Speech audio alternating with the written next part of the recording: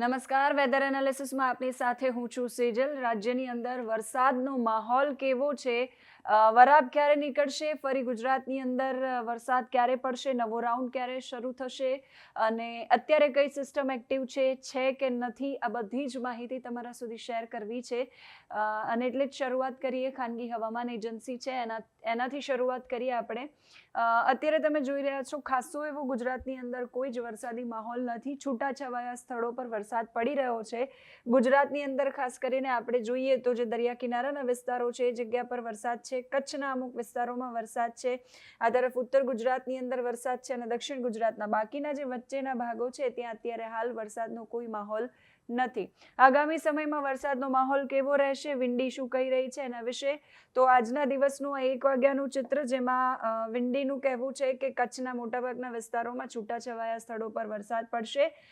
જામનગરની અંદર પણ વરસાદ પડશે. દ્વારકા, દેવભૂમિ દ્વારકા, પોરબંદર, જુનાગઢ એ બધા જ વિસ્તારો છે ત્યાં વરસાદ પડશે.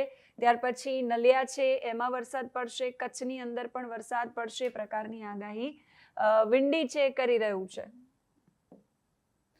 ત્યાર પછી જોઈએ વડોદરાની અંદર અને સુરતમાં, વલસાડમાં આ જે બધા વિસ્તારો છે ત્યાં વરસાદ દેખાડી રહ્યો છે. બનાસકાંઠા, ઉત્તર ગુજરાતની અંદર વરસાદ દેખાડી રહ્યો છે કેમ કે રાજસ્થાનની અંદર વરસાદનું અલર્ટ જે છે એ આપવામાં આવ્યું છે એટલા માટે દેખાડી રહ્યું છે. પછી ફરી 14 તારીખે ગુજરાતના મોટાભાગના છૂટા વિસ્તારોમાં છૂટાછવાયા સ્થળો પર વરસાદ પડશે.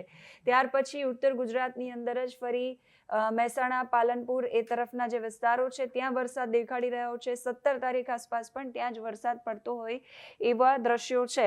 ત્યાર પછી વરસાદની કોઈ નવી સિસ્ટમ જે છે 17 તારીખ આસપાસ સક્રિય થાય એવું અત્યારે ક્યાસ લગાવવામાં આવી રહ્યા છે.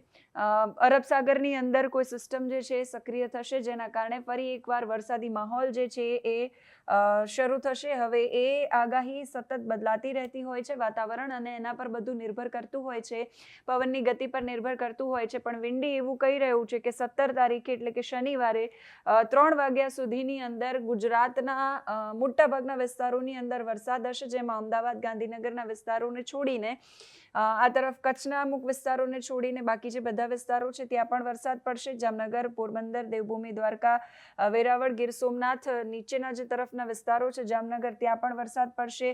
આ તરફ સુરત છે, નવસારી છે ત્યાં પણ વરસાદ પડશે. મુંબઈ, નાસિક આસપાસ પણ વિંડી છે વરસાદ દેખાડી રહ્યું છે. ત્યાર પછી 18 તારીખનું 17-18 તારીખની વાત આપણે એટલા માટે કહી રહ્યા છીએ કેમ કે હવામાન નિષ્ણાંતો પણ અને હવામાન વિભાગ પણ કહી રહ્યું છે કે ફરી એકવાર નવો રાઉન્ડ વરસાદનો શરૂ થઈ શકે છે.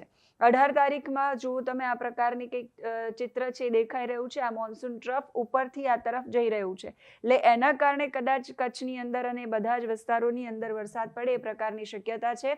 18 તારીખે પણ ગુજરાતના મોટાભાગના વિસ્તારોની અંદર છૂટાછવાયા સ્થળો પર ભારે વરસાદ પડે એવી આગાહી છે. સેટેલાઇટ તસવીર જે હવામાન વિભાગે જાહેર કરી છે એના માધ્યમથી સમજવું છે. જ્યારે આપણે જોતા હોઈએ છીએ તસવીર ત્યારે આપણે મોટાભાગે એવી ચર્ચા કરતા હોઈએ છીએ કે વાદળો જે છે મોટાભાગના વાદળોને કારણે આ પ્રકારની પરિસ્થિતિ છે. જેટલા વાદળો વધારે છવાયેલા હોય એટલો વરસાદ છે વધારે આવે. પણ અત્યારે પરિસ્થિતિ શું છે, એક આ તરફ જે ઓફશોર ટ્રફ આપણે જે હંમેશા વાત કરતા હતા કે આટલો બધો વરસાદ કેમ પડે છે, તો એ ઓફશોર ટ્રફ છે એ ખાસું એવું એક્ટિવ હોય છે. અત્યારે એ નબળું પડી ગયું છે. અરબ સાગરની અંદર અત્યારે કોઈ જ સિસ્ટમ સક્રિય નથી. બંગાળની ખાડીમાં પણ અત્યારે કોઈ સિસ્ટમ સક્રિય નથી. એટલે એના કારણે પણ ગુજરાતની અંદર વરસાદ છે અત્યારે નથી પડી રહ્યો. બીજી વાત કરીએ તો મોટાભાગના વાદળો તમને આ તરફના વિસ્તારની અંદર દેખાઈ રહ્યા છે. ખાસ આ બાજુ જે દેખાઈ રહ્યા છે તો એ ઉત્તર ભારતની અંદર હવે એ મોન્સૂન ટ્રફ છે રાજસ્થાનથી આ રીતે જઈ રહ્યું છે. એટલે એ બધા વિસ્તારોની અંદર વરસાદ જે છે હવે કેન્દ્રિત થઈ ગયો છે. ફરી એકવાર 17-18 તારીખ આસપાસ જે છે એ કોઈ અરબ સાગરની અંદર કોઈ હલચલ થાય એ પ્રકારની આગાહી છે. કોઈ સિસ્ટમ જે છે ત્યાં બની શકે, સક્રિય થઈ શકે અને એના કારણે જે છે એ વરસાદ ગુજરાતની અંદર નવો રાઉન્ડ એક લઈને આવે એવી અત્યારે આગાહી કરાઈ રહી છે. તમને એવું થતું હશે કે અત્યારે વરસાદ કેમ પડી રહ્યો છે જો સિસ્ટમ સક્રિય નથી તો એનું કારણ એક એ છે કે ભેજવાળા પવનો જે આવતા હોય અરબ સાગરની અંદરથી આ રીતે આવતા હોય છે. આ બાજુ ઓફશોર ટ્રફ છે એ નબળું છે, પણ એમાંથી પણ જે પવનો આવતા હોય એ તરફ જતા હોય, એટલે જે ગુજરાતના જે દક્ષિણ ના જે જિલ્લાઓ છે ત્યાં, અને આ બાજુ સૌરાષ્ટ્રના જે દરિયા કિનારાના વિસ્તારો છે ત્યાં, ખાસ કરીને કચ્છમાં, જામનગર, દેવભૂમિ, દ્વારકા છે, એ બધા જ વિસ્તારોની અંદર આ જે ભેજવાળા પવનો છે એના કારણે છૂટો છવાયો વરસાદ છે એ અમુક વિસ્તારોની અંદર પડતો હોય છે. અમુક વિસ્તારો એવા હશે કે જ્યાં વરાપ નીકળશે, જ્યાં વરસાદ પડવાની કોઈ શક્યતા નથી. એટલે અત્યારે ઉત્તરના જે રાજ્યો છે ત્યાં અત્યારે વરસાદ પડી રહ્યો છે. રાજસ્થાનમાં ખાસ કરીને યલો એલર્ટ આપવામાં આવ્યું છે, અને એના કારણે એની અસર છે ઉત્તર ગુજરાતમાં થઈ રહી છે. એટલે બનાસકાંઠા, સાબરકાંઠા સહિતના જે વિસ્તારો છે એમાં આજના દિવસ માટે યલો એલર્ટ આપવામાં આવ્યું છે. એટલે એ વિસ્તારોની અંદર છૂટાછવાયા સ્થળો પર ક્યાંક હળવો, ક્યાંક મધ્યમ, ક્યાંક ભારે વરસાદ છે પડી શકે છે. એ આના કારણે, આ તરફથી જે મોન્સૂન ટ્રફ સક્રિય થયું છે એના કારણે. બાકી સૌરાષ્ટ્રના જે વિસ્તારો છે અહીંયા ઓફશોર ટ્રફ જે છે એ નબળું પડ્યું છે, પણ એના પરથી જે પવન આવે છે, ભેજવાળા એ પવનો, એ ગુજરાતના અમુક જિલ્લાઓમાં, જે દરિયા કિનારાના જિલ્લાઓ છે ત્યાં વરસાદ લઈને આવે છે, અને એના કારણે આપણને ગુજરાતની અંદર વરસાદનો અનુભવ થાય છે. હવે આપણે વાત કરવી છે આજના દિવસ માટે હવામાન વિભાગે શું એલર્ટ આપ્યું છે અને કયા જિલ્લાઓને સાવધાન રહેવાની જરૂર છે. તો ખાસ કરીને જે રીતે આપણે વાત કરી, હવામાન વિભાગે આજના દિવસે એલર્ટ આપ્યું છે સાબરકાંઠાની અંદર, અને ખાસ કરીને ઉત્તર ગુજરાતના 2 જિલ્લાઓ, પછી દક્ષિણ ગુજરાતના જિલ્લાઓની અંદર એલર્ટ આપ્યું છે. હવામાન વિભાગ છે એ નિયમિત રીતે પોતાની વેબસાઇટ પર આ રીતે માહિતી મૂકતું હોય છે, અને એમાં મેપના માધ્યમથી સમજાવતું હોય છે, જેથી આપણને અને બધા લોકોને સમજવામાં ઇઝી પડી જાય. આજની આ આગાહી છે, આજનું આ પૂર્વાનુમાન હવામાન વિભાગે જાહેર કર્યું છે, જે માં એલર્ટ જે છે 4-5 જિલ્લાઓની અંદર આપવામાં આવ્યું છે, જેમાં ઉત્તર ગુજરાતની અંદર, બનાસકાંઠાની અંદર એલર્ટ છે, એટલે કે ત્યાં હળવાથી મધ્યમ વરસાદ છે એ જિલ્લાના કોઈ વિસ્તારોની અંદર પડી શકે છે. સાબરકાંઠાની અંદર પણ યલો એલર્ટ આપવામાં આવ્યું છે, એટલે ત્યાં પણ, કેમ કે ઉપરની તરફ જે મોન્સૂન ટ્રફ છે એની અસર આ 2 જિલ્લાઓની અંદર થઈ રહી છે. એટલે આ બધા 2 જિલ્લાઓની અંદર એલર્ટ છે, પણ બાકી બધા જિલ્લાઓની અંદર પણ છૂટાછવાયા સ્થળો પર વરસાદ પડી શકે છે. ઉત્તર ગુજરાત બાજુના છે ત્યાં. નીચે વાત કરીએ, ભરૂચની અંદર હવામાન વિભાગે એલર્ટ આપ્યું છે, કેમ કે જે આ બાજુ ટ્રફ આવે છે એની અસર, અને આ તરફથી આવતા જે ભેજવાળા પવનો છે એની અસર છે એ આ જિલ્લાઓની અંદર થશે, એટલે એ જિલ્લાઓમાં વરસાદ પડશે.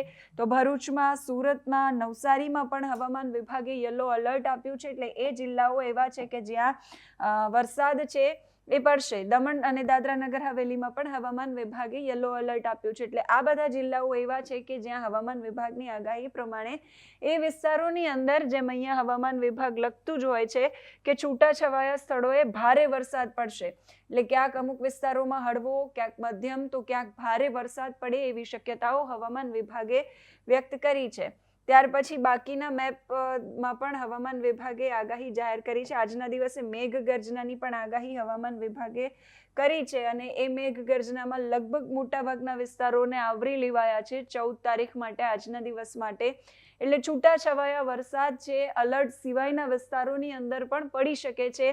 હળવાથી મધ્યમ મેઘગર્જનાની આગાહી હવામાન વિભાગે કરી છે. ત્યાર પછી કેટલા દિવસ માટેનું અનુમાન છે એના વિશે વાત કરવી છે. 14 તારીખનો આ મેપ છે, જ્યાં હવામાન વિભાગે જાહેર કર્યું છે, જે રીતે આપણે વાત રેગ્યુલરલી કરતા હોઈએ છીએ કે ગુજરાત રિજન છે એ રિજનની અંદર વરસાદ પડશે. જે બ્લુ કલરમાં છે ત્યાં મોટાભાગના સ્થળો એવા હશે કે જ્યાં હળવો અથવા મધ્યમ, હળવાથી મધ્યમ વરસાદ છે પડી શકે છે, જેમાં બનાસકાંઠા, પાટણ, સાબરકાંઠા, મહેસાણા, ઉત્તર ગુજરાતના જે વિસ્તારો છે એ વિસ્તારોની અંદર, રાજસ્થાન તરફ અને એના ઉપરના તરફ જે ટ્રફ જે એક્ટિવ છે, જે ઉત્તરના રાજ્યોની અંદર કેન્દ્રિત થઈ ગયું છે, એના કારણે ઉત્તર ગુજરાતમાં વરસાદ પડી શકે છે. કચ્છના અમુક વિસ્તારોની અંદર વરસાદ પડી શકે છે. સૌરાષ્ટ્રના જે વિસ્તારો છે લાઇટ બ્લુ કલરમાં તમે જોઈ રહ્યા છો, એમાં પણ હળવાથી મધ્યમ વરસાદની આગાહી છે, પણ આખા જિલ્લામાં પડશે એવું નથી. હળવાથી મધ્યમ વરસાદ અમુક વિસ્તારોની અંદર પડી શકે છે. ત્યાર પછીનું પૂર્વાનુમાન, વરસાદનું જોર ઘટશે 15 અને 16 તારીખ, પછી 17, 18 તારીખ માટે પણ હવામાન વિભાગ દર્શાવી રહ્યું છે કે જોર ઘટશે.